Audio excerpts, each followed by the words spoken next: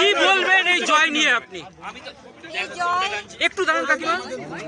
পানিহাটিবাসীর জয়, সারা বাংলা মানুষের জয়, এবং এই জয় আমি স্বয়ং মোদিজিকে উৎসর্গ করে তাকে প্রণাম জানিয়ে তাকে উৎসর্গ করেছি। প্রায় 30,000 ভোটে জিতেছেন কাকিমা, কি বলবেন? কি বলবেন? আমি এই এই ঘোষ ফ্যামিলির অপশাসন থেকে মুক্ত করতে পেরেছি, এটা আমার সহযোদ্ধাদের কৃতজ্ঞতা। আমার একার দ্বারা এটা সম্ভব হতো না।